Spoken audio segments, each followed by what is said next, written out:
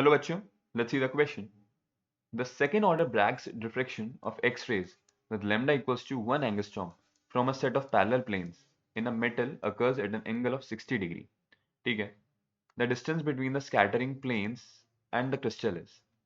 तो देखिए क्या होता है कि आपका एक नॉर्मल प्लेन है. ठीक है. यहाँ पर क्या होता है कि जब भी आप एक्सरे डिफ्रैक्शन करते हैं तो कुछ रेज होती हैं जो कि रिफ्लेक्ट हो जाती हैं, लेकिन कुछ रेज होती हैं जो कि आपकी एब्जॉर्ब होके फिर रिफ्लेक्ट करती हैं. समझ में आई बात?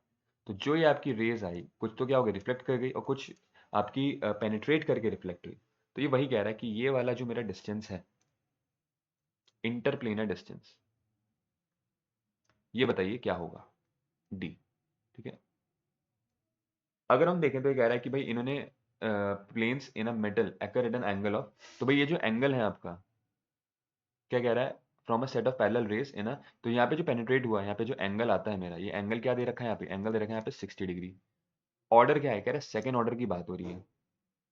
ठीक है. और जो आपकी एक्सरेज आ रही हैं उनकी वेवलेंथ क्या है, उनकी वेवलेंथ है 1 एंगस्ट्रॉम. तो अगर आप देखेंगे सर यूजिंग ब्रैग्स इक्वेशन, ये ब्रैग्स आपका एक्सपेरिमेंट था, तो अगर आप ब्रैग्स आपकी इक्वेशन यूज करेंगे, यूजिंग ब्रैग्स इक्वेशन, आपको क्या मिलता है, आपको मिलता है 2d sine theta is equals to n lambda. Sir यहाँ पे 2 मल्टीप्लाई बाई डी, डी तो हमें निकालना ही है. साइन थीटा आ गया आपका साइन 60. ठीक है. साइन थीटा आ गया आपका साइन 60. और अगर हम देखें जी, एन क्या होता है, ऑर्डर.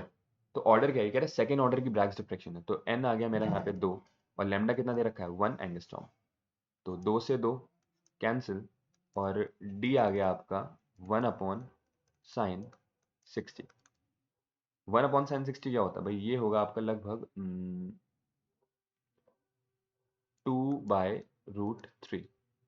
तो 2 डिवाइडेड बाय 1.732, आपका आंसर लगभग लगभग आ जाता है 1.15 एंगस्ट्रॉम. ठीक है. तो जो इंटरप्लेनर डिस्टेंस है डी, वो कितना आ गया 1.15 एंगस्ट्रॉम, यानी option D should be the right choice. Hope this answered your question. Thank you and all the very best.